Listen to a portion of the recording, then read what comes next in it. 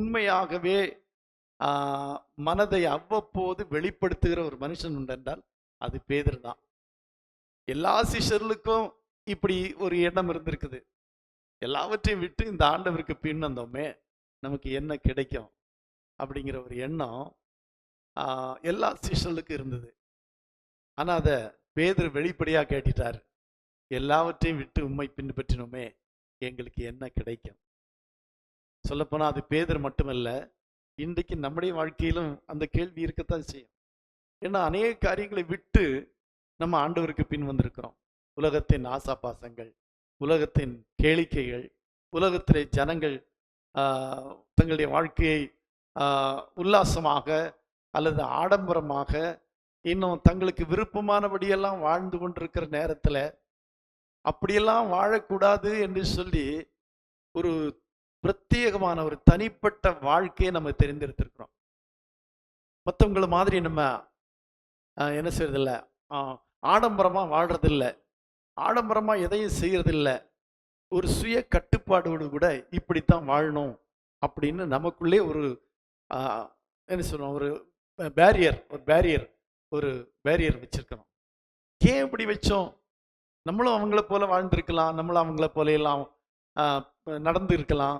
ஆனா அப்படியெல்லாம் நடக்காம வாழாம நம்ம அநேக காரியங்களை விட்டுருக்கிறோம். எவ்வளோ காரியங்களை நம்ம விட்டுருக்கிறோம். அப்படியெல்லாம் விட்டு வந்த நமக்கு என்ன கிடைக்கும் அப்படிங்கிற ஒரு எண்ணம், ஒரு கேள்வி நம்முடைய மனதில் இருக்கத்தான் செய்யும்.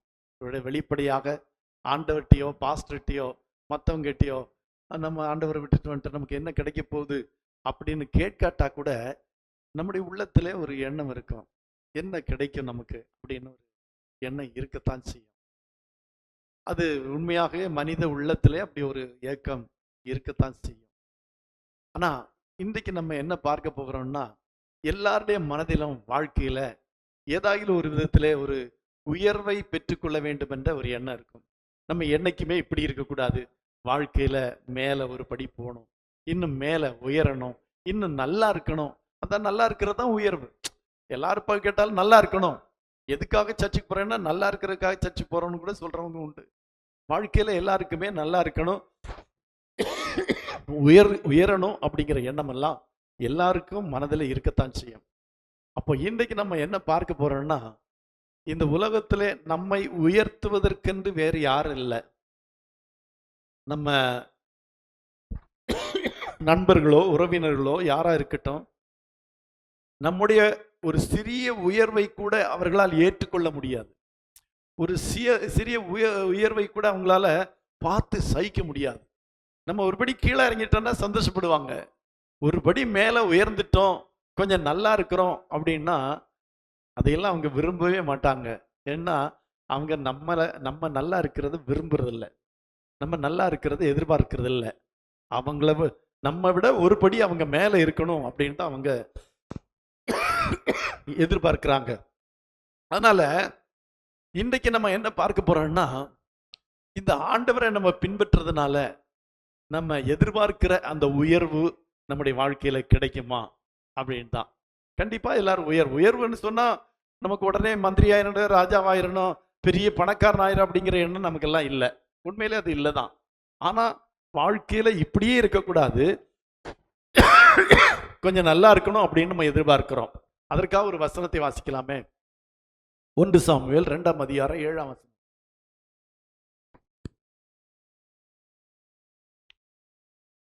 1 சாமுவேல் 2ஆம் அதிகாரம் 7ஆம் வசனத்தை வாசிக்கலாம்.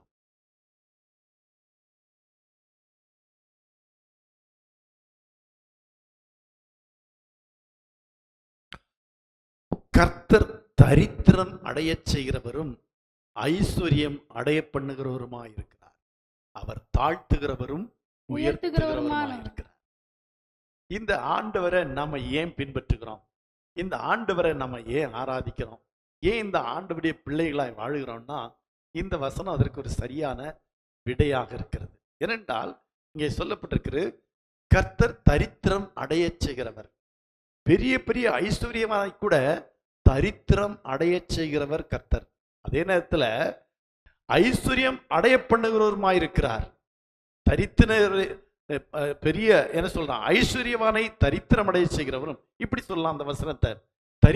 ஐஸ்வர்யவனை தரித்திரமடைய செய்கிறவரும் தரித்திரவானை ஐஸ்வர்யவனாக்குகிற கர்த்தர் தான் நம்முடைய கர்த்தர். அவருக்கு அந்த வல்லமை உண்டு. அவர் வல்லமை மாத்திரமல்ல, அப்படிப்பட்டவைகளை செய்கிறவர் என்றுதான் இந்த வசனம் நமக்கு சொல்லி இருக்கிறது. அங்கே சொல்லப்பட்டிருக்க அவர் தாழ்த்துகிறவரும் உயர்த்துகிறவருமாயிருக்கிறார். ஏன் இந்த ஆண்டவருக்கு பயந்து நடக்கிறோம்? ஏன் இந்த ஆண்டவருடைய பிள்ளைகளாக இருக்கிறோம்? ஏன் நம்ம இந்த ஆண்டவருக்கு பிரியமாய் நடந்து கொள்ளணும் அப்படின்னு எதிர்பார்க்கிறோம்னா, அவர் உயர்ந்தவனை ஐஸ்வர்யவனை தரித்திரமடை செய்கிறவரும் தரித்திரனை ஐஸ்வர்யவனாக பண்ணுகிறவருமாக இருக்கிறபடினாலே நாம் அந்த ஆண்டவரை ஆராதிக்கிறோம். அது மட்டுமல்ல, கீழே சொல்லியிருப்பாருங்க, அவர் சிறியவனை புழுதியிலிருந்து எடுத்து எளியவனை குப்பையிலிருந்து அவர்களை உயர்த்துகிறார். சிறியவனை புழுதியிலிருந்து எடுத்து எளியவனை குப்பையிலிருந்து உயர்த்துகிறார் என்று சொல்லப்பட்டிருக்கிறது. ஒருவன் இருக்கிற நிலைமையிலிருந்து கொஞ்சம் உயர்த்துகிறவர் அல்ல. ஏதோ இப்ப பரவாயில்ல, நம்ம எல்லாம் எல்லாரும் அப்படித்தான் சொல்லுவோம். யாரா கேட்டா எப்படி இருக்கேன், இப்ப பரவாயில்ல, கொஞ்சம் நல்லா இருக்கிறோம் அப்படின்னு சொல்லுவோம். ஆனா ஆண்டவருடைய நோக்கம் அப்படி அல்ல.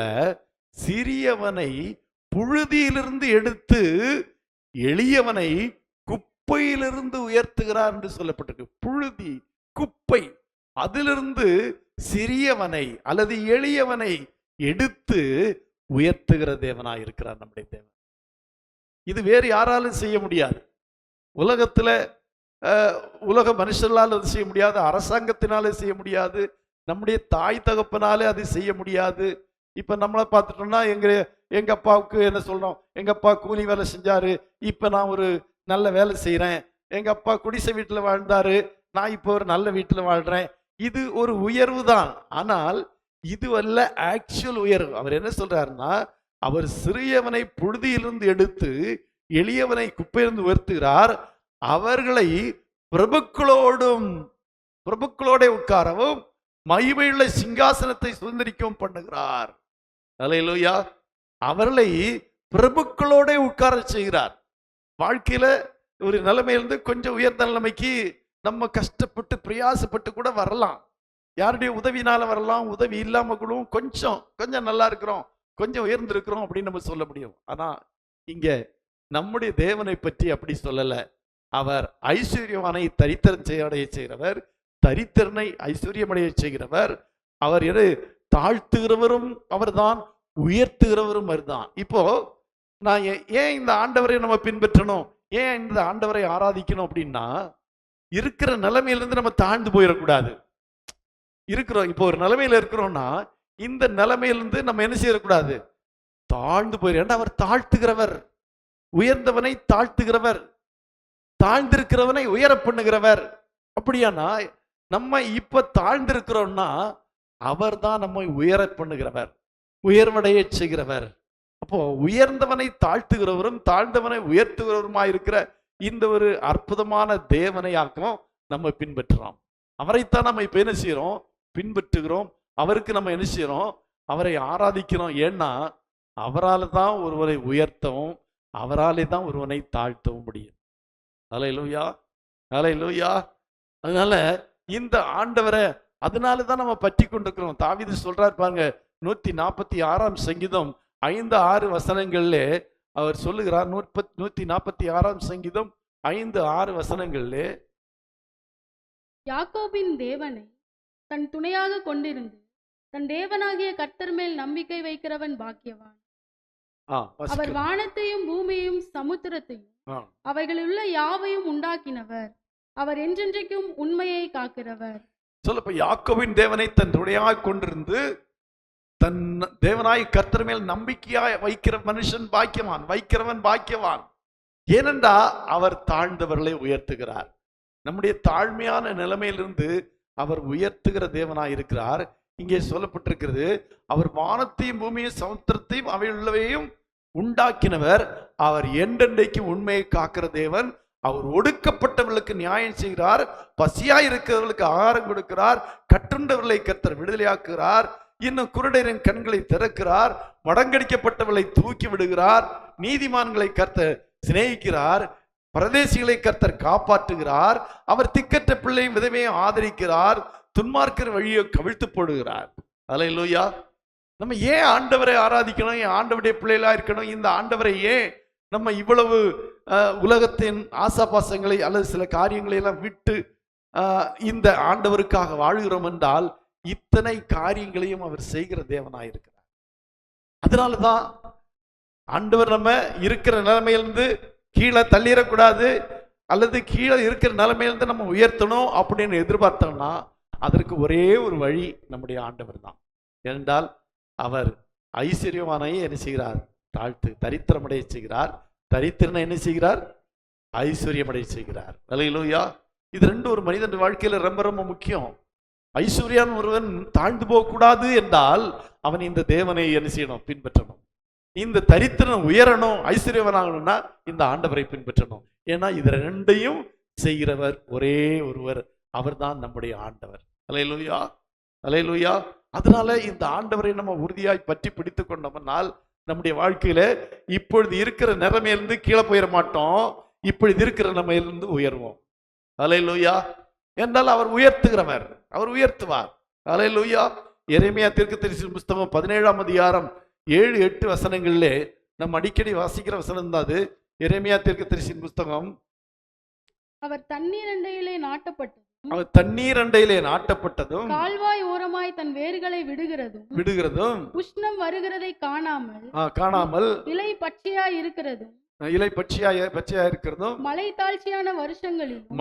தாழ்ச்சியான வருஷத்திலும் வருத்தமின்றி தப்பாமல் கனி கொடுக்கிறதுமான மரத்தை போல இருப்பான். அல்லேலூயா. அவன் தண்ணீர் அண்டையிலே நாட்டப்பட்டது. அது என்ன செய்யும், உஷ்ணம் வருகிறதை காணாமல் இலை பச்சையா இருக்கும், மழை தாழ்ச்சியான வருஷத்திலும் தப்பாமல் கனி கொடுக்கும். யாரு? அந்த 7ஆம் வசனம் சொல்லி இருப்பாருங்க, கர்த்தர் மேல் நம்பிக்கை வைத்து கர்த்தரை தன் நம்பிக்கையாக்கி வைக்கிற மனுஷன் பாக்கியவான். ஏனென்றா அவன் தண்ணீரண்டையிலே நாட்டப்பட்ட மரத்தை போல இருப்பான். அந்த தண்ணீரண்டையிலே நாட்டப்பட்ட மரத்தை கால்வாய் ஓரமாய் வேர்களை விடும், உஷ்ணம் வருகிறதை காணாமல் இலை பச்சையா இருக்கிறதும், மழை தாட்சியான வருடங்களிலும் வருத்தமின்றி தப்பாமல் கனி கொடுக்கிறதுமான மரத்தை போல் இருப்பான். இதனாலதான் இந்த ஆண்டவர் மேல நம்ம அன்பா இருக்கணும், இந்த ஆண்டவரை பற்றி பிடித்து கொள்ளணும், இந்த ஆண்டவர் மேல நம்பிக்கையா இருக்கணும் அப்படின்னு சொல்றதுக்கு காரணம் என்னவென்றால் இதுதான் காரணம். அப்போ நம்ம சரியான ஒரு ஆண்டவரை, சரியான ஒரு கர்த்தரை நம்ம உறுதியாய் பிடித்து கொண்டோம் என்றால் நம்முடைய வாழ்க்கையில இந்த மரத்தை போல வருத்தமின்றி தப்பாமல் கனி கொடுக்கிற மரத்தை போல நம்ம இருக்க முடியும். ஆகவே இந்த ஆண்டவரை நம்ம உறுதியாக பற்றி பிடித்துக் கொள்ள வேண்டியது அவசியமாயிருக்கிறது. அல்லேலூயா. சங்கீதத்தின் புத்தகம் 75ஆம் அதிகாரம் 7ஆம் வசனத்திலே வாசிக்கும் போது சங்கீதக்காரன் விதமாய் சொல்லுகிறார், 75ஆம் ஒருவனை தாழ்த்தி ஒருவனை உயர்த்துகிறார். அல்லேலூயா. அவர் ஒருவனை தாழ்த்தி ஒருவனை உயர்த்துகிறார். யாரை தாழ்த்த வேண்டும் என்று அவர் விரும்புகிறார் அவரை தாழ்த்துவார், யாரை உயர்த்த வேண்டும் என்று நினைக்கிறாரோ அவரை உயர்த்துவார். ஏனென்றால் அவர்தான் சகலவற்றையும் ஆளுகை செய்கிறவர். நம்மை இந்த உலகத்தின் எல்லா காரியங்களையும் ஆளுகை செய்கிற தேவன் மனிதனுடைய வாழ்க்கையும் ஆளுகை செய்கிறார். எப்படி என்றால் ஒருவனை தாழ்த்தி ஒருவனை உயர்த்துகிறார். அப்போ தாழ்த்தவும் உயர்த்தவும் ஒருவராலே முடியும் என்றால் அவர்தான் நாம் ஆராதிக்கிற தேவன். நம்ம அவரைத்தான் ஆராதிக்கிறோம். அப்போ நம்ம தாழ்மையில் இருந்தா அவர் நம்மை கண்டிப்பா உயர்த்துவார் என்பதில் எந்த சந்தேகமே இல்லை. அல்லேலூயா. ஆகவே இந்த ஆண்டவரை உறுதியாய் பற்றி பிடித்து கொண்டு தொடர்ந்து இந்த ஆண்டவருக்காய் நாம் வாழும்போது அவர் இந்த மரத்தை போல மழை தாட்சியான வருஷத்திலும் தப்பாமல் கனி கொடுக்கிற மரத்தை போல இருப்பான் என்று சொல்லப்பட்டிருக்கிறபடி மழை தாட்சியான வறட்சியான நாட்களிலும் கூட நம்ம தப்பாமல் கனி கொடுக்கிற மரத்தை போல நம்ம வைப்பார். அதனால்தான் நம்ம இந்த ஆண்டவரே நமக்கு என்ன கிடைக்கும்னு பேதுரு கேட்டானா, ஆண்டவரே எல்லாவற்றையும் விட்டு உம்மை பின்பற்றினோமே எங்களுக்கு என்ன கிடைக்கும் அப்படின்னு நான் கேட்டான்ல, அந்த கேள்விக்கு பதில் இதுதான். என்ன? மழை தாட்சியான வருஷத்திலும் தப்பாமல் கனி கொடுக்கிற மாதிரியாக அவர் நம்மை வைப்பார்.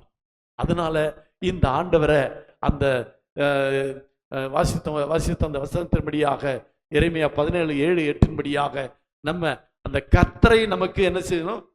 நம்பிக்கையாக கர்த்தர் மேல் நம்பிக்கை வைத்து கர்த்தரையே நம்முடைய நம்பிக்கையாய் கொண்டிருக்க வேண்டும். கர்த்தரை நம்புறது மட்டுமல்ல, கர்த்தரையே, அதுதான் அதுல அந்த வார்த்தை, அந்த ஏ என்கிற வார்த்தைக்கு ரொம்ப அர்த்தம் இருக்கிறது. கர்த்தரையே, வேறு யாராலும் நம்மை தாழ்த்தவும் முடியாது, நம்மை உயர்த்தவும் முடியாது. அல்லேலூயா. உலக மனிதர்களால் நம்மை தாழ்த்த முடியாது. அவங்க தாழ்த்த நினைச்சால் நம்மை தாழ்த்த முடியாது. அவர்கள் நம்மை உயர்த்த நினைச்சால் நம்ம உயர முடியாது. ஆனால் ஆண்டவர் ஒருவர் நம்மை தாழ்த்தவும் நம்மை உயர்த்த முடியும். அவர் சிறியவனை புழுதியிலிருந்து எடுத்து உயர்த்துகிறார் என்று சொல்லி இருக்கிறது. அல்லேலூயா. அதுக்கு நிறைய எடுத்துக்காட்டுகள் வேதத்திலே இருக்கிறது. தானியேலின் புஸ்தகம் 2ஆம் அதிகாரம் 48ஆம் வசனத்திலே வாசிக்கும் போது, தானியேல் 2:48 சொல்லப்பட்டிருக்கிறது,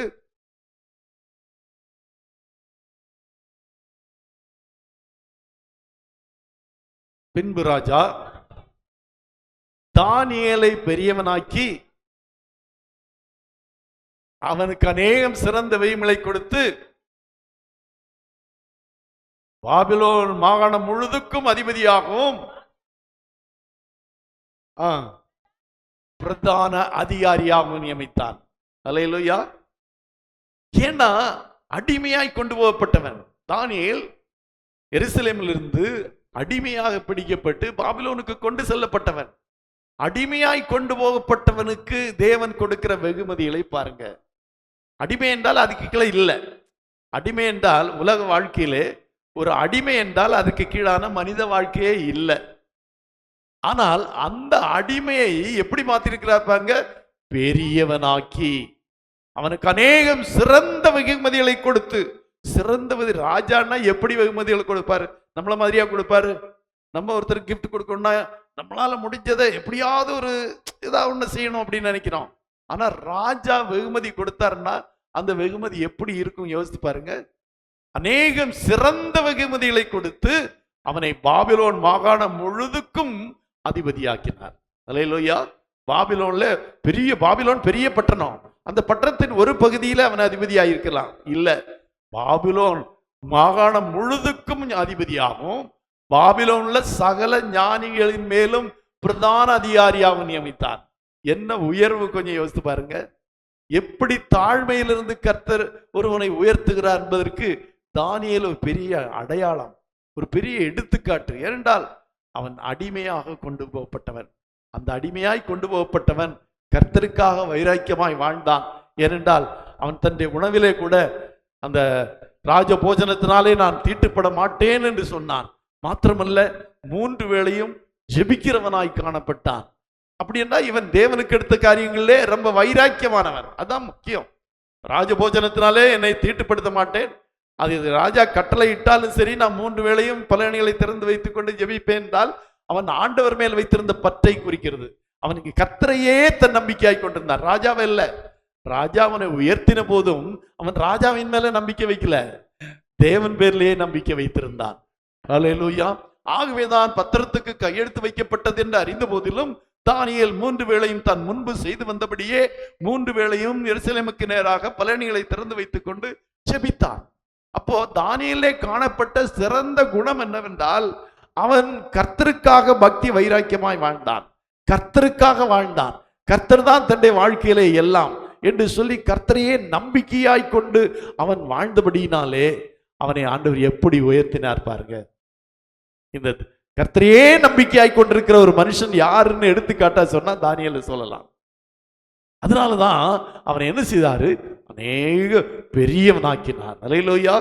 பெரியவனாக்கி அநேக சிறந்த வெகுமதிகளை கொடுத்து பாபிலோன் மாகாணம் முழுவதுக்கும் அதிபதியாகும். அதிகாரி இல்ல, அதிகாரிக்கும் அதிபதிக்கும் வித்தியாசம் இருக்கு. நல்லா யோசித்து பாருங்க. அதிகாரி என்றால் அந்த அதிகாரம் இருக்கிற வரையில்னா அதுல இருப்பான். அப்புறம் நாளைக்கு நீ இந்த அதிகாரத்தில் இல்லைன்னா போயிடணும். இப்ப இங்கதே ஒரு டிஎஸ்பி இருக்காருன்னு வைத்துக்கொள்ளுமே, அவர் இந்த டிஸ்ட்ரிக்ட்ல ஒரு சூப்பரண்ட் ஆஃப் போலீஸா இருக்கிறாரு. நாளைக்கு அரசாங்க இது வருது, இனிமேல் நீ டிஎஸ்பி இல்ல டிஸ்மிஸ் பண்ணிடுறோம்னா அவ்வளவுதான், அதிகாரம் எல்லாம் முடிஞ்சு போச்சு. ஆனா அதிபதி அப்படி இல்லை, நிரந்தரமான ஒன்று. அதுக்குதான் அதிபதி என்ற அர்த்தம். அப்போ பாபிலோன் முழுவதுக்கும் அதிபதியாக, சொந்தக்காரனாக, உரிமையாளன். அதிபதி என்றால் உரிமையாளன், சொந்தக்காரன். அதுக்கு எல்லாத்தையும் அவன்கிட்ட கொடுத்துட்டானதான் சொல்லணும். இந்த ராஜா அதிபதியாக்கினான் என்று சொன்னால் அது ஒரு விசேஷித்த காரியம் என்னவென்றால் அவன் முழுவதுக்கும் சொந்தக்காரனாக உரிமையாளனாக அவனை மாற்றினான். மாத்திரமல்ல, பாபிலோன்ல சகல ஞானிகளின் மேலும் பிரதான அதிகாரியாக, அல்லேலூயா, பாபிலோன்ல சகல ஞானிகளின் மேலும் பிரதான அதிகாரியாக வைத்தான். அல்லேலூயா. அப்போ யோசித்து பாருங்க, எந்த அளவுக்கு ஒரு மனிதனை ஆண்டவர் உயர்த்துகிறார் பாருங்க. அப்போ ஆண்டவரை நம்ம ஆண்டவருக்காக வைராக்கியமாய் வாழ்ந்தோம் என்றால் அது வீணாய் போகவே போகாது.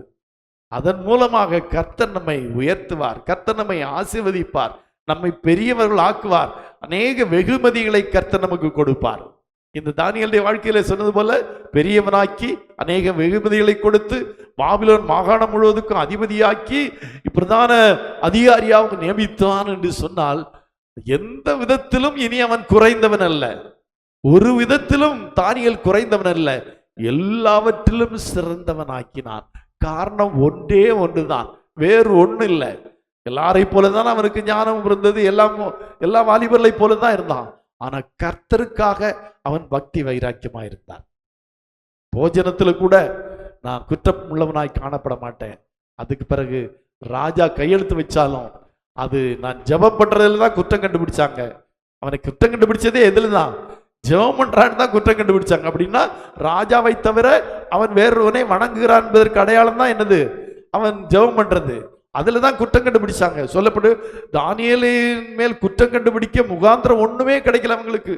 ஒண்ணுலயுமே குற்றம் கண்டுபிடிக்க முடியல. எதுல தான் கண்டுபிடிச்சாங்க? இவன் 3 நேரம் ஜெபம் பண்றான் அப்படின்னா வேற தேவனை வணங்குறான், ராஜாவை வணங்காம வேற தேவனை வணங்குறான்னு தான் கண்டுபிடிச்சாங்க. அதனால அதையெல்லாம் அறிந்த தானியேல் எதை பத்தியும் கவலைப்படல. அவனுக்கு தெரியும், இனி இந்த என்ன செய்யலாம், ராஜா என்னை பெரியவன் ஆக்கிட்டாரு, இனி என்ன சின்னவன் ஆக்கிடுவாரு, எனக்கு கொடுத்த மாகாணத்தில் இருக்கிற எல்லாவற்றையும் எடுத்து போடுவாரு, எல்லா அதிகாரத்தையும் கொடுத்தாரு, இனி அந்த அதிகாரம் எல்லாம் போயிடும், ஆனாலும் பரவாயில்ல, எனக்கு ஆண்டவர் தான் வேணும். அந்த எவ்வளவு பாருங்க, இந்த வசனத்தையும் அந்த வசனத்தையும் நம்ம ஒப்பிட்டு பார்த்தோம் என்றால் ரொம்ப ஆச்சரியமா இருக்கு. மோசே தான் பெரியவனான போது பார்வோனுடைய குமாரத்தின் மகன் எனப்படுவதை வெறுத்தான். அவ்வளவு. ஆமா, மோசே குறித்து சொல்லப்பட்ட மேன்மையான காரியம் அதுதான். அந்த ராஜ மேன்மையான இழந்தான். அதே போலதான் தானியேலும் என்னை தான் பெரியவனாக்கினவனையும் அல்லது அநேக சிறந்த வெகுமதிகளை கொடுத்த ராஜாவையும் அதை பத்தி எல்லாம் எனக்கு அவங்க மேல எல்லாம் நம்பிக்கை இல்லை. அவங்க மேல நான் நம்பிக்கை வைக்கல. நான் நம்பி இருக்கிறது என் கர்த்தரை, என் ஆண்டவரை. அந்த ஆண்டவர் தான் நான் வணங்குவேன். அதை நான் யாரு தடை செய்தாலும் நான் என்ன செய்ய மாட்டேன், நிறுத்தவே மாட்டேன்னு சொல்லி பலகணிக்கு நேராக திறந்து வைத்துக்கொண்டு பலகணிகளை திறந்து வைத்துக்கொண்டு அவன் ஜெபித்தான். அல்லேலூயா. அப்போ பாருங்க எப்படிப்பட்ட உயர்வு எல்லாம் கர்த்தர் கொடுக்கிறார்னு கொஞ்சம் யோசித்து பாருங்களேன். அல்லேலூயா. ஆமா, நம்முடைய ஆண்டவர் நம்ம எந்த சூழ்நிலைமையிலிருந்து உயர்த்த முடியும். அடிமை நிலைமையிலிருந்து ஒரு அதிபதி என்ற நிலைமைக்கு நம்மை உயர்த்த முடியும். சிறந்த வெகுமதிகளை பெற முடியும். என்று சொல்ல போனா ஆண்டவர் நம்மை பெரியவனாக்குவார். தாவீதை குறித்து ஒரு வசனத்தை வாசிக்கிறோம். 2 சாமுவேல் புஸ்தகம் 7ஆம் அதிகாரம் 8ஆம் வசனத்திலே 7ஆம் அதிகாரம் 8ஆம் வசனத்திலே வாசிக்கிறோம். 2 சாமுவேல் 7:8. இப்போதும் என் தாசனாகிய தாவீதை நோக்கி சேனைகளின் கர்த்தர் சொல்லுகிறது என்னவென்றால் நீ இஸ்ரவேல் என்கிற என் ஜனங்களுக்கு அதிபதியாய் இருக்கும்படி ஆடுகளின் பின்னே நடந்த உன்னை நான் ஆட்டு மந்தையை விட்டு எடுத்து உன்னை ராஜாவாக்கினேன். அல்லேலூயா. யோசித்து பாருங்க, ஆடுகளின் பின்னே நடந்தன்னா அதுதான் இருக்கிறதுல the lowest grade of job அப்படின்னு சொல்லலாம். நீ ஆடு மேய்க்கிறதுக்கா லாய்ட்டு, மாடு மேய்க்கிறதுக்கு தான் லாய்க்குன்னு சொல்லுவாங்கல்ல. the lowest grade அப்படின்னா ஆடு மேய்க்கிறது. இந்த lowest gradeல இருந்து எப்படி எதுக்கு மாத்தினாரு? இஸ்ரவேல் என்கிற என் ஜனங்களுக்கு அதிபதி. அதான் சொன்ன அதிபதி. இஸ்ரவேல் என்ற என் ஜனங்களுக்கு அதிபதியாயிருக்கும்படி ஆடுகளின் பின்னே நடந்த உன்னை ஆட்டு மந்தை விட்டு எடுத்து உன்னை அதிபதி ஆக்கினேன். அது எவ்வளவு பெரிய உயர்வு யோசித்து பாருங்க. ஒருவேளை மந்திரியா இருந்து ராஜாவானா ஓகே, இப்ப நம்மளே சொல்றோம் ஒரு துணை முதலமைச்சர் இருந்தாரு, முதலமைச்சர் ஆயிட்டாரு அப்படின்னு சொல்றோம். அல்ல ஒரு மந்திரியா இருந்து கூட முதலமைச்சர் ஆனார்னு கூட சொல்லலாம். ஒண்ணுமே இல்லை, மந்திரியே ஆகல. ஒரு சாதாரண ஒரு தொண்டனை எடுத்துட்டு போய் ஒரு முதலமைச்சர் ஆக்குறா எப்படி இருக்கும் யோசித்து பாருங்க. ஒண்ணுமே இல்லை, அவன் சாதாரண பிரஜை. அந்த சாதாரண பிரஜை எடுத்துக்கொண்டு போய் ஒரு முதலமைச்சராக அல்ல ஒரு அதிபதியாய் வைத்தா எப்படி இருக்கும் யோசித்து பாருங்க. அதுதான் உலகத்திலே நடக்கக்கூடாதவைகளையும் நடக்க செய்கிற தேவன் நம்முடைய தேவன். ஆட்டு மந்தை விட்டு எடுத்து ஆடுகளின் பின்னே போய்க்கூடாது. நல்லா சொல்ல, ஆடுகளின் பின்னே நடந்த உன்னை நான் ஆட்டு மந்தை விட்டு எடுத்து உன்னை என் ஜனங்களுக்கு எல்லாம் என்னவாக்கினேன், அதிபதியாக்கினேன். அல்லேலூயா. இது ஒரு பெரிய உயர்வு. தானியேல ஒரு அடிமையிலிருந்து உயர்த்தினார். இங்கே ஆடுகளின் பின்னே போய்கொண்டிருந்த தாவீதை எடுத்து தேவனுடைய ஜனங்களுக்கு அதிபதியாக கொண்டு வைத்தார் தேவன் என்று சொல்லப்பட்டிருக்கு. எவ்வளவு ஆச்சரியகரமான ஒரு உண்மை. அப்படியானா ஆண்டவரை உண்மையாக உறுதியாக பின்பற்றுகிற ஜனங்களை ஆண்டவர் கண்டிப்பா உயர்த்தத்தான் செய்கிறார். அல்லேலூயா. அதுல மாற்று கருத்தே கிடையவே கிடையாது. அதுக்கு தான் இந்த வேதத்தில் இந்த எடுத்துக்காட்டுகள் எல்லாம் சொல்லப்பட்டிருக்குது. இதனால தான் அல்லேலூயா. 1 நாளாகமம் 14ஆம் அதிகாரம் 2ஆம் வசனத்திலும் இது சொல்லப்பட்டிருக்கிறது. 1 நாளாகமம் 14ஆம் அதிகாரம் 2ஆம் வசனம், கர்த்தர் தன்னை இஸ்ரவேலின் மேல் ராஜாவாக திடப்படுத்தி இஸ்ரவேல் என்னும் தம்முடைய ஜனத்தின் நிமித்தம் தன்னுடைய ராஜ்யத்தை மிகவும் உயர்த்தினார் என்று தாவீது அறிந்து கொண்டான். தாவீது அறிந்து கொண்டான். அல்லேலூயா. என்ன அறிந்து கொண்டார்? தன்னுடைய ராஜ்யத்தை மிகவும் உயர்த்தினார். ராஜ்யத்தையும் உயர்த்தினார். ராஜாவாக்கினது மட்டுமல்ல, ராஜ்யத்தையும் உயர்த்தினார். ஒரு மனிதனை உயர்த்தின போது அவனுடைய ராஜ்யத்தையும் கர்த்தர் உயர்த்துகிறார். அப்படின்னா என்ன அர்த்தம்? நம்முடைய வேலையிலே நம்ம உயர்த்துகிற தேவன் நம்முடைய குடும்பத்தையும் உயர்த்துவார். அல்லேலூயா. என்ன அதான் சொல்லுவார், கர்த்தர் தன்னை இஸ்ரவேல் மேல் ராஜாவாக திடப்படுத்தி, அதாவது திடப்படுத்தினா பெர்மனன்ட் பண்ணிட்டாருன்னு அர்த்தம். நம்ம சொல்லுவோம், ஒரு வேலையில கன்ஃபார்ம் ஆயிடுச்சா, எவ்வளவு நாளா வேலைக்கு போற, 2 வருஷம் போற, கன்ஃபார்ம் ஆயிடுச்சா, நிரந்தரம் ஆயிட்டியா, பெர்மனன்ட் ஆக்கிட்டாங்களான்னு கேட்போம். அப்படிதானே? ஆமா. நமக்கு தற்காலிகமாக இல்ல, நம்முடைய உயர்வை என்ன செய்கிற தேவன்? திடப்படுத்துகிறார், பெர்மனண்டாக. அதான் ரொம்ப முக்கியம். எல்லாருடைய வாழ்க்கையில உயர்வு வருது, ஆனா கொஞ்ச நாள் கழிச்சு தான் மறுபடியும் அந்த பழைய நிலைமைக்கே போயிடுறாங்க. ஆனா ஆண்டவர் ஒருவனை உயர்த்தும் போது அப்படி உயர்த்த மாட்டார். கர்த்தர் தன்னை இஸ்ரவேலின் மேல் ராஜாவாக திடப்படுத்தி, அப்படின்னா பர்மனண்டாக இஸ்ரவேல் ஜனங்களுக்கு தாவீது ராஜாவாகிவிட்டார். எப்படிப்பட்ட நிலைமையிலிருந்து இன்னைக்கு நம்ம பார்க்கிறோம். ஒரு நாள் கொஞ்ச நாள் ஒரு பிரதமர் 5 வருஷம் அல்ல 10 வருஷம் பிரதமராக இருக்கிறாரு. அப்புறம் அவர் போயிடுறாரு, வேற ஒருத்தர் வர்றாரு, இன்னும் 5 வருஷம் கழிச்சு வேற ஒருத்தர் வர்றாங்க. இப்படி எல்லாம் மாறி மாறி போய் கொண்டிருக்கும்.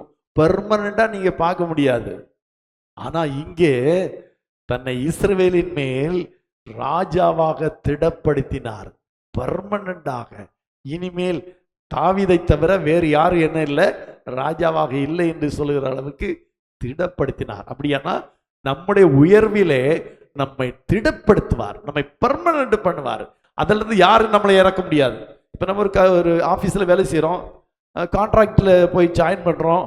அப்புறம் அந்த கம்பெனியில கொஞ்சம் நம்மளை அந்த கம்பெனியில எடுத்துக்கிறாங்க. இப்ப கான்ட்ராக்டா இருக்கிறவங்கள எப்ப வேணாலும் ரிமூவ் பண்ணலாம். ஆனா பெர்மனன்ட் ஆயிட்டா அப்படி என்ன செய்ய முடியாது, ரிமூவ் பண்ண முடியாது. ஏன்னா அப்புறம் நம்ம அந்த கம்பெனி சட்டத்திட்டங்களுக்கு உட்பட்டுறோம். சட்டத்திட்டத்தின்படி தான் நம்முடைய ஆக்ஷன் எடுக்க முடியும், அல்லது நம்மளை டிஸ்மிஸ் பண்ண முடியும். அதெல்லாம் ரொம்ப ப்ரொசீஜர், ரொம்ப லெங்தி ப்ரொசீஜர் அப்படிம்பாங்க.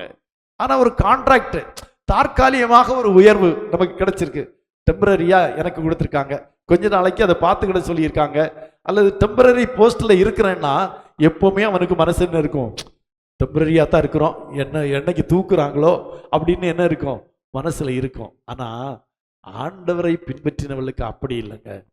அவர்களுக்கு இருக்கிற அந்த உயர்வை திடப்படுத்துகிறார், உயர்வை உறுதி பண்ணுகிறார், உயர்விலே அவர்களை என்றென்றைக்கு தக்க வைக்கிறார்.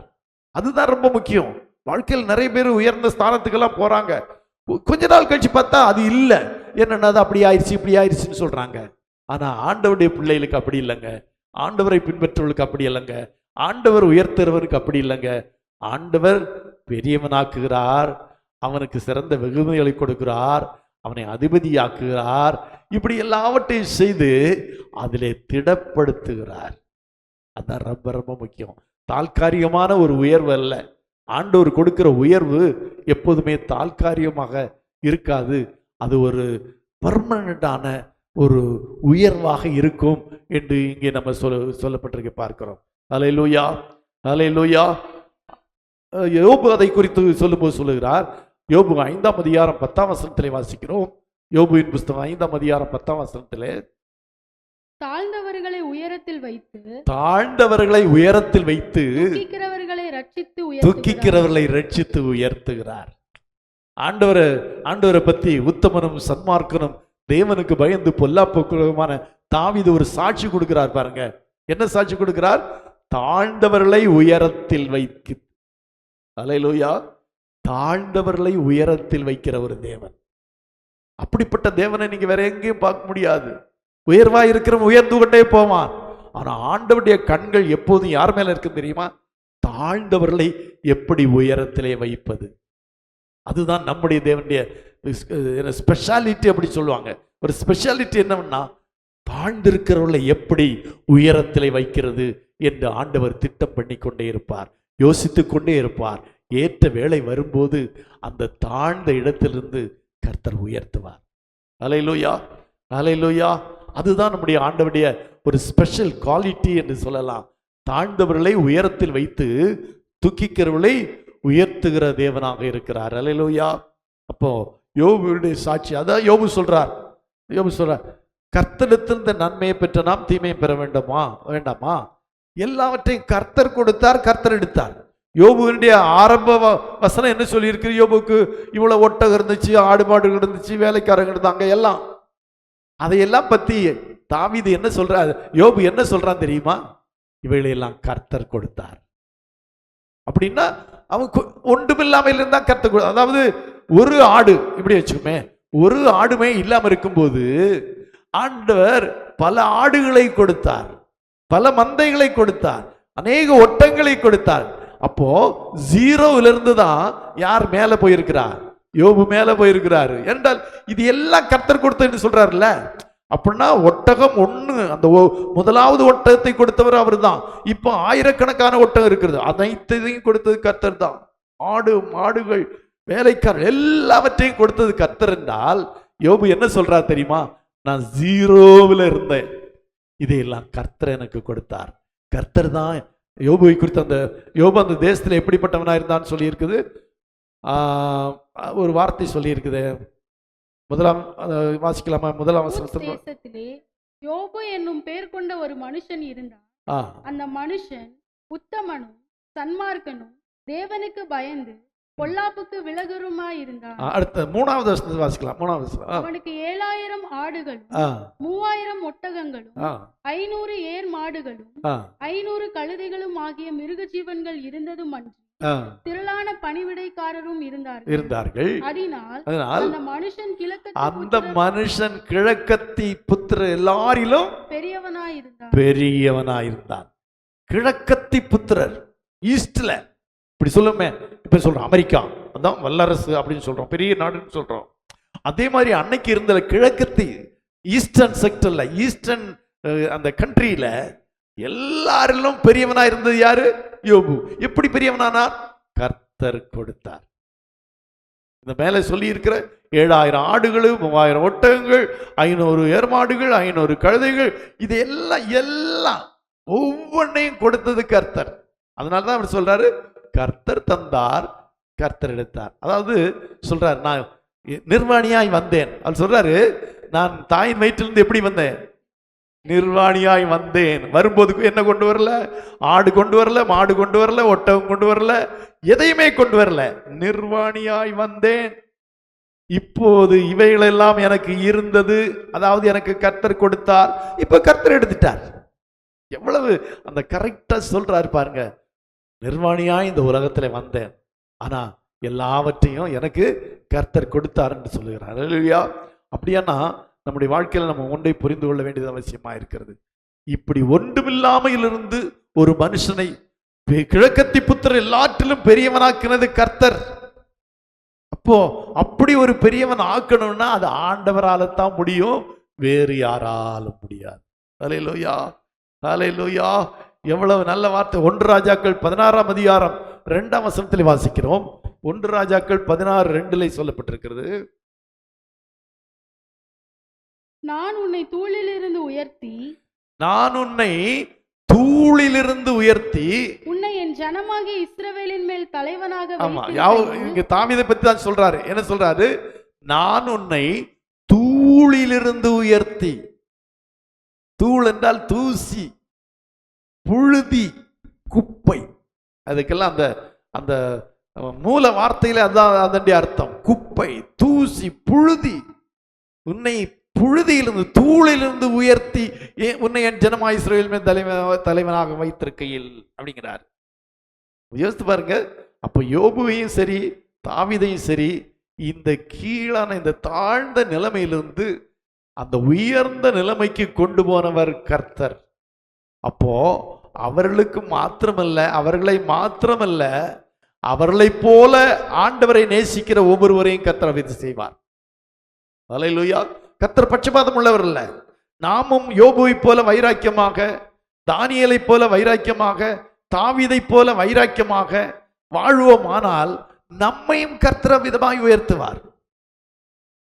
கோலியாத்துக்கு முன்னால போய் தாவீது நிற்கும் போது அவன் சொல்றதா, இஸ்ரவேலின் சேனைகளின் தேவனை அவன் நிந்தித்தான். அதான் அவனுடைய பிரச்சனையே. அவனுக்கு வேற ஒன்றும் பிரச்சனை இல்லை. ராஜா மகளை கொடுப்பாரா, ராஜ்யத்துல பாதி கொடுப்பாரா, அதெல்லாம் எனக்கு பிரச்சனை இல்லை. இந்த பெலிஸ்தன் இஸ்ரவேலின் சேனைகளின் தேவனை நிந்தித்தான். அதை என்னால தாங்கிக்க முடியாது. அதுதான் ஆண்டவர் அவன் மேல, ஆண்டவருக்கு ஒரு பெரிய அந்த பிடிச்சு போச்சு அப்படி சொல்லாமே. தாவீதை பிடிச்சு போச்சு. ஏன் தெரியுமா? அவன் சொன்னதெல்லாம், ஆடா ராஜாவுடைய மகளை கல்யாணம் பண்ணி கொடுப்பாங்களா, ராஜ்யத்துல பாதியும் கொடுப்பாரா, பரவாயில்லையே, அப்போ இவனை நம்ம எப்படியாவது தீர்த்து கட்டிடலாம் அப்படின்னு அவன் சொல்லவில்லை. அவனுக்கு தட் டசன்ட் மேட்டர். ராஜாவுக்கு மகளை கொடுப்பாரோ, பாதியை கொடுப்பாரோ, முழுசோ கொடுப்பாரோ, அதெல்லாம் எனக்கு ஒரு இது இல்லை. இவன் என்ன செய்தான்? இஸ்ரவேலின் சேனைகளின் தேவனை நிந்தித்தான். அந்த கர்த்தருக்கு எடுத்த வைராக்கியம் இருந்து பாருங்க, அதுதான் அவனை ராஜாவாக்கிட்டு.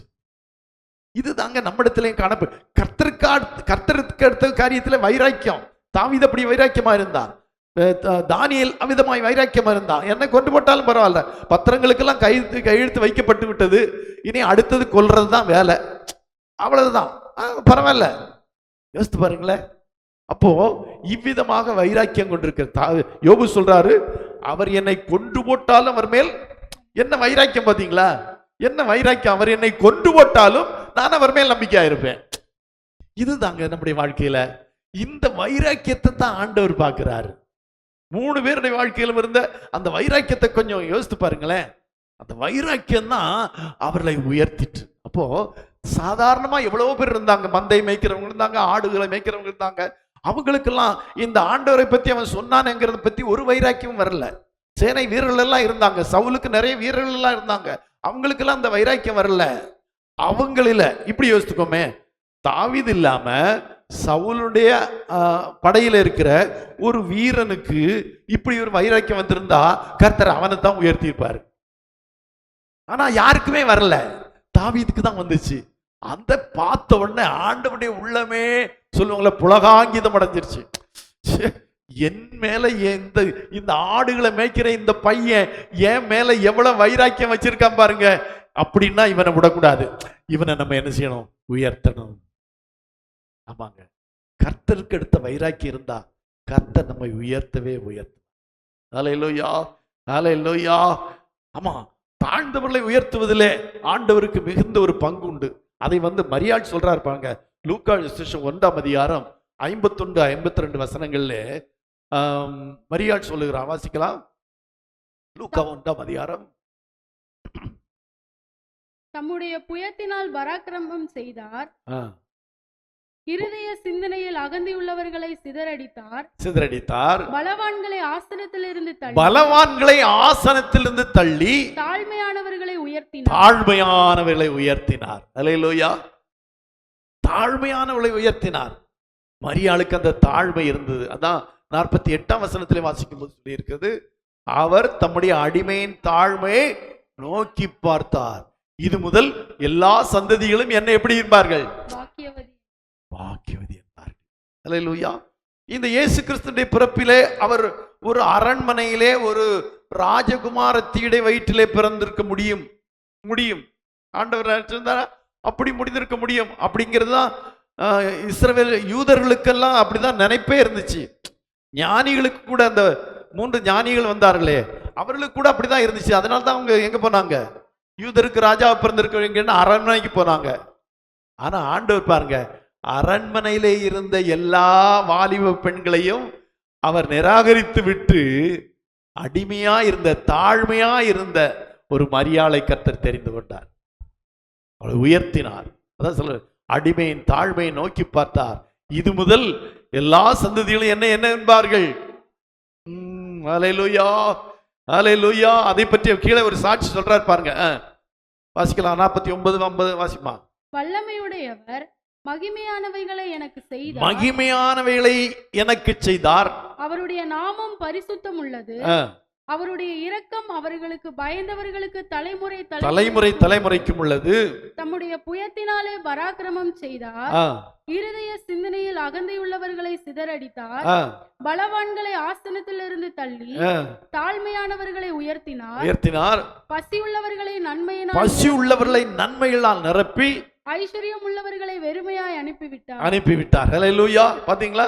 அங்க எல்லாம் என்ன சொல்ல, தாழ்ந்தவர்கள், வறுமையில் இருக்கிறவர்கள், சிறுமையில் இருக்கிறவர்கள், பசியாய் இருக்கிறவர்கள், இவர்களைத்தான் கர்த்தர் உயர்த்தினார் என்று இங்க மரியாள் சொல்லுகிற சாட்சியை பார்க்கிறோம். ஹல்லேலூயா. அப்ப யோசித்து பாருங்க, தாழ்மையில் இருக்கிறவர்களை உயர்த்துகிறது தான் ஆண்டவருடைய நோக்கம். அதனாலதான் ஒரு தச்சனுடைய குடும்பத்திலே, ஒரு சாதாரண குடும்பத்துல, எளிமையான குடும்பத்துல இயேசு வந்து பிறந்தார். காரணம், அந்த எளிமையா இருந்த அந்த குடும்பத்தை உயர்த்த விரும்பினார். யோசித்து பாருங்க, இயேசு கிறிஸ்து அந்த குடும்பத்திலே 30 வருடங்கள் அந்த குடும்பத்திலே வாழ்ந்தார். அப்போ எல்லாம் ஜனங்களுக்கெல்லாம் ஒண்ணுமே தெரியாது. ஆனா இயேசு கிறிஸ்து அற்புதம் செய்ய ஆரம்பித்து விட்டார். அவர் பரத்திலிருந்து இறங்கி வந்தவர், அவர்தான் வரப்போகிற மேசியா, அல்ல அவர்தான் ரட்சகர் என்றெல்லாம் அறிந்த பிறகு அந்த மரியாளுடைய குடும்பத்தை எப்படி ஜனங்கள் உயர்த்தி இருப்பாங்க யோசித்து பாருங்க. அதுவரை அப்படி பேசினவங்க, இப்படி பேசினவங்க எல்லாம், ஐயோ எவ்வளவு பெரிய பாக்கியவதி வா அப்படித்தானே சொல்லியிருப்பாங்க. அதுவரையிலும் அவ்வளவு மோசமா பேசினவங்க எல்லாம், எவ்வளவு பெரிய பாக்கியவதி, இவளுடைய வயிற்றிலே அவர் பிறந்திருக்கிறாரே அப்படின்னு சொல்லி அவளை என்ன செய்றாங்க?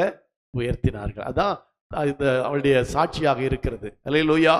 அதனால நம்ம கண்டிப்பாக இந்த ஆண்டவரை பின்பற்றுகிறதுனாலே நம்முடைய வாழ்க்கையில அவர் நம்மை உயர்த்துவார் என்பதில் நம்பிக்கையுடையவர்களாய் காணப்படுவோம். அல்லேலூயா. யோபு மீண்டுமாய் சொல்லுகிறார், 36ஆம் அதிகாரம் 7ஆம் வசனத்திலே சொல்லுகிறார். யோபு 36:7 சொல்லுகிறார், ராஜாக்களோடு கூட சிங்காசனத்தில் ஏறவும் அவர் தம்முடைய கண்களை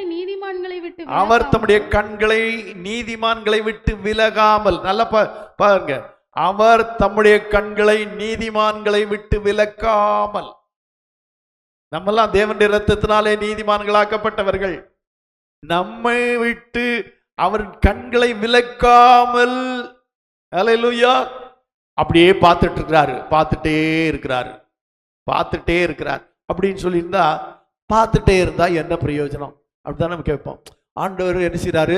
தம்முடைய கண்களை என்னை விட்டு விலக்காமல் பார்த்துட்டே இருக்கிறாருன்னா, பார்த்து என்ன பிரயோஜனம் அப்படிதான் நம்ம சொல்லுவோம். ஆனா அதுக்கு கீழே சொல்லி இருப்பாருங்க, விலக்காமல் அவர்களை ராஜாக்களோட கூட சிங்காசனத்தில் ஏறவும் உயர்ந்த ஸ்தலத்தில் என்றென்னைக்கும் உட்கார்ந்திருக்கவும் செய்கிறார். அல்லேலூயா. நீதிமான்களை, தேவனுடைய பிள்ளை, தேவன் நீதிமான்களாக்கிய அவர்களை என்ன செய்கிறார்? சிங்காசனத்தில் ஏறவும் உயர்ந்த ஸ்தலத்தில் என்றென்னைக்கும் உட்கார்ந்திருக்கவும் செய்கிறார். அல்லேலூயா. அதுதான் ரொம்ப முக்கியம். சிங்காசனத்தில் உட்கார்றது கொஞ்ச நேரம் உட்கார்ந்து இருந்தா நோ யூஸ். ஆனா என்றென்னைக்கு உட்கார்ந்து இருக்க செய்கிறார். அப்படின்னா நம்முடைய உயர்விலே அவர் நம்மை ஸ்திரப்படுத்துகிறார். நிரந்தரமாக உட்கார்ந்து, அதுதாங்க ரொம்ப முக்கியம் வாழ்க்கையில. நல்லா ஒரு நாள் நல்லா இருக்கிறோம், ஒரு நாள் ரொம்ப வியாதிப்பட்டுறோம், அல்ல ஒரு நாள் நல்லா சந்தோஷமா இருக்கிறோம், ஒரு நாள் சங்கடமா துக்கமா இருக்கிறோம். அப்படி இது என்ன என்றென்றைக்கும் அந்த உயர்ந்த ஸ்தலத்திலே நம்மை உட்கார வைக்கிறார் தேவன். அல்லேலூயா. ஆண்டவர் எவ்வளவு சிறந்தவர் தெரியுமா? அவர் தம்முடைய நீதிமான்களை கண்களை நீதிமான்களை விட்டு விலக்காமல் அவர்களை ராஜாக்களோடு சிங்காசனத்தில் ஏறவும் உயர்ந்த ஸ்தலத்தில் என்றென்றைக்கும் உட்கார்ந்திருக்கவும் செய்கிறார். அப்படியானா நம்முடைய உயர்விலே என்றென்றைக்கும் நிரந்தரமா இருக்கணும் அப்படின்னு நினைச்சோம்னா அதுக்கு ஆண்டவர் தேவை. அதுக்கு தான் இந்த ஆண்டவரை பின்பற்றோம். புழுதியிலிருந்து எடுத்து உயர்த்துறதுக்கு மட்டுமல்ல, உயர்விலே நிரந்தரமா இருக்க செய்கிறவரும் அவர். அதானங்க முக்கியம். உயர்ந்து ஒரு நாள் 10 நாள் இருந்தோம், ஒரு வருஷம் நல்லா இருந்தோம் அப்படிங்கிறது இல்லை. அந்த உயர்விலே நிரந்தரமா இருக்க, உட்கார்ந்திருக்க செய்கிற, என்றென்றைக்கு உட்கார்ந்திருக்க செய்கிற ஒரு தேவன் உண்டு என்றால் அதுதான் நாம ஆராதிக்கிற தேவன். அந்த ஆண்டவரைத்தான் நம்ம என்ன செய்கிறோம்? அப்படி பின்பற்றி வருகிறோம். அப்படித்தான் யோசேப்புக்கு கூட செய்தார். 41 ஆதியாகமம் 41ஆம் அதிகாரம் 14ஆம் வசனத்திலே வாசிக்கிறோம். ஆதியாகமம் 14ஆம் அதிகாரம் 41ஆம் அதிகாரம் 14ஆம் வசனம். அப்பொழுது பார்வோன் யோசேப்பை அழைப்பித்தான். அவனை தீவிரமாய் காவல் கிடங்கிலிருந்து கொண்டு வந்தார்கள். அவன் சவரம் பண்ணிக்கொண்டு வேறு வஸ்திரம் தரித்து பார்வோனிடத்தில் வந்தான். எங்க இருக்கிறான்? சிறைச்சாலையில் இருக்கிறான். எப்படி இருக்கிறான்? அடிமையா இருக்கிறான். அடிமை வஸ்திரம் தரித்திருக்கிறான், அல்லது சிறைச்சாலை வஸ்திரம் தரித்திருக்கிறான். ஒருவேளை அடிமையா இருக்கும்போது அடிமை வஸ்திரம், இப்ப சிறைச்சாலையில் இருந்து சிறைச்சாலை வஸ்திரம் தரித்திருக்கிறான். யோசித்து பாருங்க. யோசேப்பை அழைப்பித்தான். அவனை தீவிரமாய் காவல் கிடங்கிலிருந்து கொண்டு வந்தார்கள். அவன் சவரம் பண்ணிக்கொண்டு வேறு வஸ்திரம் தரித்து பார்வோனிடத்திலே வந்தான். அல்லேலூயா. யோசித்து பாருங்க. எங்க இருந்தா எங்க கொண்டு வந்தாருங்க? யோசித்து பாருங்களேன். சிறைச்சாலை என்பது ரொம்ப கடினமான காரியம். ஆனா அந்த இடத்திலிருந்து ஆண்டவர் எங்கே கொண்டு வந்தார்? அரண்மனைக்கு கொண்டு வந்தார். 40ஆம் வசனத்தை வாசிக்கலாம். அதே அதிகாரத்து 40ஆம் வசனம். நீ என் அரண்மனைக்கு அதிகாரியாய் இருப்பாய். உன் வாக்கின்படியே என் ஜனங்கள் எல்லாரும் அடங்கி நடக்க கடவர்கள். சிங்காசனத்தில் மாத்திரம் உன்னிலும் நான் பெரியவனாய் இருப்பேன் என்றார். எங்கிருந்து எங்க வந்தா? யோசித்து பாருங்க. தூளிலிருந்து சிங்காசனத்திற்கு, குப்பையிலிருந்து சிங்காசனத்திற்கு. ஆண்டவர் சொன்னதை செய்கிறவருங்க. இதை நம்ம வாழ்க்கையில உறுதியாய் பிடித்துக் கொள்ளுவோம். என் ஆண்டவர் எனக்கு சொல்லி இருக்கிறார், இப்படி செய்வேன்னு சொல்லி இருக்கிறார், அதை செய்வார். மனுஷன் மாறி போகலாம், சூழ்நிலைமைகள் மாறி போகலாம், காலநிலைமை மாறலாம். என் ஆண்டவர் சொன்னதை செய்வார். எனக்கு சொல்லி இருக்கிறாரு. என்ன சொல்லி இருக்கிறாரு? என்னை குப்பையிலிருந்து எடுத்து உயர்த்துவேன்னு சொல்லி இருக்கிறார். என்னை குப்பையில் எடுத்து சிங்காசனத்தை உயர்த்துவேன்னு சொல்லிருக்காரு. அந்த சிங்காசனத்துல நிலைத்திருக்க பண்ணுவேன்னு சொல்லியிருக்காரு. அவர் சொன்னதை அவர் செய்வார். இதுதாங்க நம்முடைய வாழ்க்கையில அந்த நம்பிக்கையுடையவர்களாக இந்த ஆண்டவரை பின்பற்றினோம்னா நிச்சயமாக கர்த்தர் நம்மை புழுதியில் இருந்து எடுத்து உயர்த்துவார். காவல் கிடங்கிலிருந்து அங்க அரண்மனைக்கு கொண்டு போனது மட்டும் இல்ல, கொண்டு போய் என் அரண்மனைக்கு அதிகாரி, எவ்வளவு பெரிய அரண்மனைக்கு அதிகாரியா இருப்பார். என் ஜனங்கள் எல்லாரும் அடங்கி நடக்க கடவர்கள். சிங்காசனத்தில் மாத்திரம் நான் பெரியவனாயிருப்பேன். அவ்வளவுதான். மற்ற எல்லாவற்றையும் ஹேண்ட் ஓவர் பண்ணிட்டார். எவ்வளவு பெரிய குப்பையிலிருந்து சிங்காசனத்திற்கு, புழுதியிலிருந்து சிங்காசனத்துக்கு, சிறைச்சாலையிலிருந்து சிங்காசனத்திற்கு. இதெல்லாம் மனிதனாலே கூடாது, தேவனாலே மட்டும்தான் கூடும். இதெல்லாம் யாருடைய வாழ்க்கையில நடந்தது? கர்த்தரை நம்பினவளுடைய பிள்ளையுடைய வாழ்க்கையில, தேவனை சார்ந்து வாழ்ந்தவளுடைய வாழ்க்கையில தான் இதெல்லாம் நடந்தது.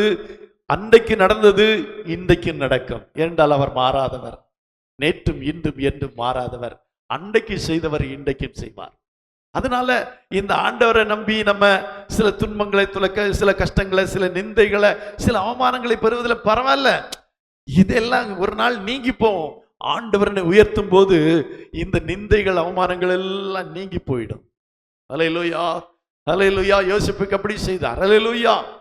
உபாகமத்தின் புஸ்தகம் 8ஆம் அதிகாரம் 18ஆம் வசனத்திலே வாசிக்கிறோம்.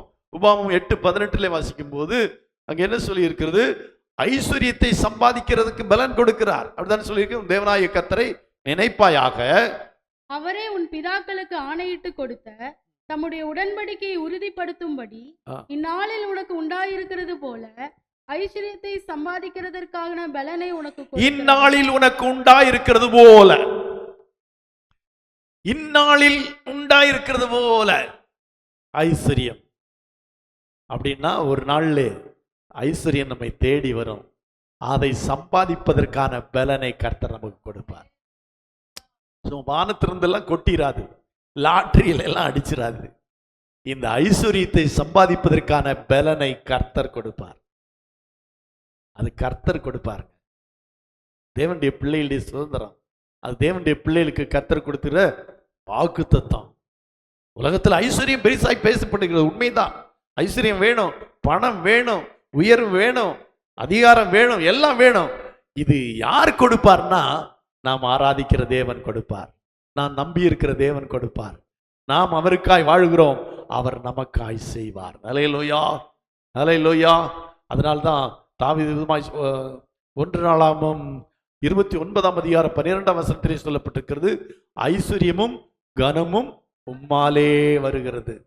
ஐஸ்வர்யமும் கனமும் உம்மாலே வருகிறது.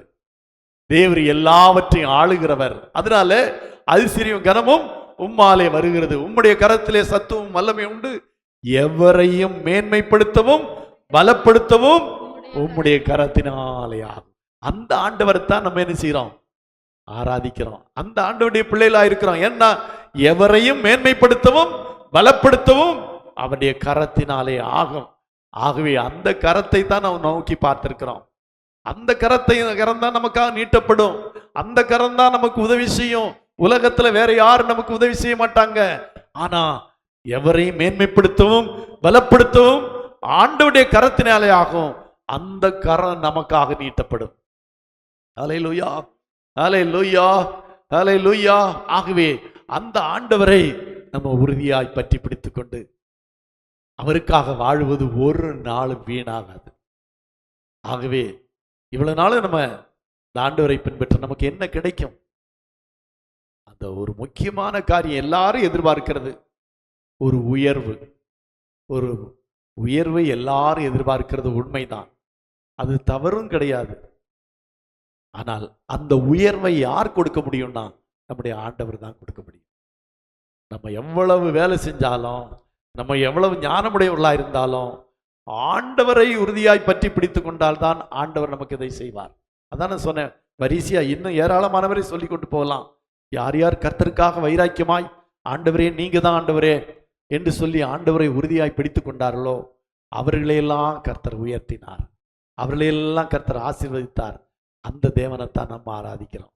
அதனால இந்த ஆண்டவரை இன்னும் உறுதியாய் பிடித்துக் கொள்வோம்.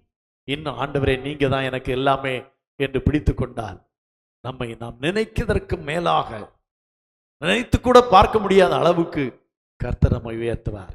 இந்த தானியேலோ, இந்த என்ன சொல்லலாம் யோசேப்போ, இந்த யோபுவோ, இவங்க எல்லாம் இப்படி எதிர்பார்த்துக்கவே மாட்டாங்க. வாழ்க்கையில் இப்படி நடக்கும்னு எதிர்பார்த்துக்கவே மாட்டாங்க. நினைச்சு கூட பார்த்துருக்கோம். அப்படிதான் சொல்லுவோம், இப்படி சொல்லுவோம், நினைச்சு கூட பார்க்கல அவங்க. ஆனா நம்மை நினைக்கிற ஒரு கர்த்தர் இருக்கிறார். அவருடைய உள்ளம் அப்படி ஏங்கி கொண்டிருக்கிறது, என்னுடைய பிள்ளையை நாம் உயர்த்தணும், என்னுடைய பிள்ளை மேலான நிலைமையில வைக்கணும் அப்படின்னு ஆண்டவருடைய கண்கள் நம்மை நோக்கி கொண்டிருக்கிறது. வேலை வரும்போது ஆண்டவர் நம்மை உயர்த்துவார். அரண்மனையிலிருந்து சிறைச்சாலையிலிருந்து அரண்மனைக்கு கொண்டு போக ஒரு வேலையை கர்த்தர் குறித்திருந்தார். அந்த வேலை வந்தபோது அவன் சிறைச்சாலையிலிருந்து அரண்மனைக்கு கொண்டு போகப்பட்டான். அல்லேலூயா. ஆடுகளை மேய்த்து கொண்டிருக்கவனை அவனை ஆசீர்வதிக்காமல் விடக்கூடாது என்று அவனைத்தான் நீ என்ன செய்யணும், நீ ஆசீர்வதிக்க அபிஷேகிக்கணும். அவன் வராம நான் சாப்பிடவே மாட்டேன்னு சாமுவேல் சொல்லிட்டார். ஏன்னா அதுதான் ஆண்டவர் தெரிந்து கொண்ட பாத்திரம்.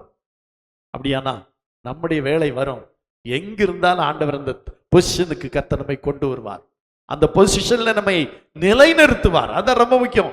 ஒரு பொசிஷனுக்கு கொண்டு வந்து அந்த பொசிஷன்ல நிறுத்துவார். அல்லேலூயா. அந்த தேவனை இன்னும் நல்லா உறுதியா பிடிச்சு கொள்வோம். ஆண்டவருக்காக வாழ்வோம், வைராக்கியமாய் வாழ்வோம். 1000 பேர் ஒரு சபையில இருக்கலாம், 10 பேர் மட்டும்தான் வைராக்கியம் உடையவளா இருந்தா அந்த 10 பேர் தான் உயர்த்துவார். நான் எப்பவுமே அதான் சொல்லுவேன், நீங்க பேருக்காக ஆண்டவரை பின்பற்றி எந்த பிரயோஜனம் இல்லை. கர்த்தருக்காக வைராக்கியமாய் வாழுங்கள், அவர் உங்களுக்காக பெரிய காரியத்தை செய்வார். கண்களை மூடி ஜெபம் பண்ணலாமா?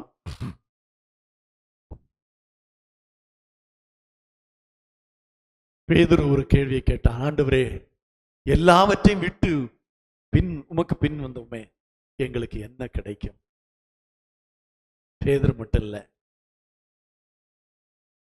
நம்முடைய உள்ளத்திலும் அந்த கேள்வி உண்டு. பல நிந்தைகள், பல அவமானங்கள், பல பேச்சுக்கள், பல சோதனைகள், பல போராட்டங்கள் மத்தியிலும் ஆண்டவரை ஏற்றுக்கொண்டு ஆண்டவருக்காய் வாழ தீர்மானித்து ஆண்டவருக்கு பின்னாக போய் கொண்டிருக்கிறோம். நமக்கு என்ன கிடைக்கும்? ஆமா, என்ன கிடைக்கும் என்றால், நாம் நினையாத காரியங்களை தேவன் நமக்கு செய்வார். நாம் எதிர்பாராத காரியங்களை செய்வார். நாம் நினைத்து கூட பார்க்காத பெரிய காரியங்களை கர்த்தர் நமக்கு செய்வார். அதுல முதல்ல அவர் நம்மை உயர்த்துவார். இப்பொழுது இருக்கிறதை பார்க்கலாம் 1000 மடங்கு என்று ஆண்டவர் சொன்னார். அது உண்மைதான். யோசேப்பினுடைய வாழ்க்கையில் அது உண்மைதான். யோபுவினுடைய வாழ்க்கையில் அது உண்மைதான். தாவீதுடைய வாழ்க்கையிலும் அது உண்மைதான். ஆடுகள் பின்னால் போறது, இப்போது இஸ்ரவேல் ஜனங்களை ஆளுகை செய்யும் அதிபதி. 1000 மடங்கு என்று சொல்வதை காட்டலாம், 1000 மடங்கு என்று சொல்லலாம். 1000 ஆடுகள் வைத்திருந்தாலும் இன்னைக்கு 10,000கணக்கான ஜனங்களுக்கு அதிபதியாய் வைத்திருக்கிறாரே, அது 1000 மடங்கு அல்ல, 10,000 மடங்கு அதிகம். ஒன்றுமில்லாமல் இருந்த யோபுவுக்கு எல்லாவற்றையும் திரளாய் கொடுத்து கிழக்கத்தை புத்திர எல்லாவற்றிலும் பெரியவனாக்கினார். 1000 மடங்கல்ல, அதற்கு மேல். அடிமையாய் சென்ற தானியேல் ஆனால் அதிபதியாய் மாற்றினார். 1000 மடங்கல்ல, 10,000 மடங்கு அதிகமாய் கர்த்தர் ஆசீர்வதித்தார். ஆண்டவர் சொல்றது கொஞ்சம் தான் சொல்லுவாரு, செய்யறது நிறைய செய்வார். அதனால அந்த ஆண்டவரை உறுதியாய் பற்றி பிடித்துக் கொள்ளுவோம். மகா கிருபையும் இரக்கம் நிறைந்த எங்கள் நல்ல ஆண்டவரே, இந்த காலை வேளைக்காக நாங்கள் உமக்கு நன்றி செலுத்துகிறோம் கர்த்தாவே. இந்த நாளிலும் நாங்கள் உம்முடைய சமூகத்தில் வந்தோம். ஆண்டவரே, நீர் எங்களுக்கு கொடுத்த நல் வார்த்தைகளுக்காக நாங்கள் உமக்கு நன்றி செலுத்துகிறோம் கர்த்தாவே. இந்த பிள்ளைகள் ஒவ்வொருவரையும் இப்பொழுது இருக்கிறதை பார்க்கலாம் 1000 மடங்கு பெருகச் செய்வீராக. அவளை ஆசீர்வதிப்பீராக.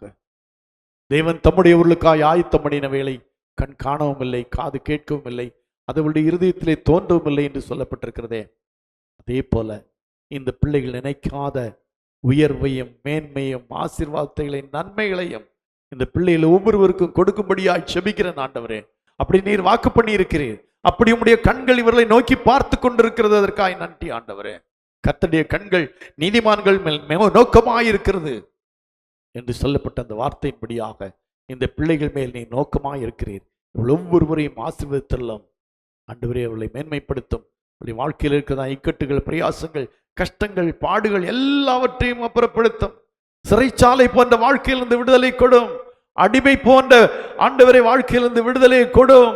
ஆடுகளுக்கு பின்னாக இருக்கிற அந்த மோசமான வேலையை விட்டு உயர்ந்த வேலையிலே அந்த பிள்ளைகளை உயர்த்தும். அதையெல்லாம் நீ செய்வீர் என்று எங்களுக்கு நன்றாய் தெரியும் ஆண்டவரே. நாங்கள் விசுவாசிக்கிறோம். அதனாலே உம்மையே தொடர்ந்து பின்பற்ற தீர்மானித்திருக்கிறோம். உம்மை தொடர்ந்து பின்பற்ற உமக்காய் வாழவும் எங்கள் ஒவ்வொருவருக்கும் உதவி செய்யும், ஆசீர்வதியும். உம்முடைய நாமத்தை மையப்படுத்தும். சகல துதி கனமையை நீரை எடுத்துக்கொள்ளும்.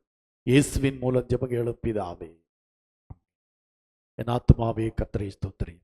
என் முழு உள்ளமையோடு பரிசுத்த நாமத்தை ஸ்தோத்திரி. என் ஆத்துமாவே கர்த்தரை ஸ்தோத்திரி. கர்த்தர் செய்த சகல உபகாரங்களை மறவாதே. அல்லேலூயா, அல்லேலூயா, அல்லேலூயா.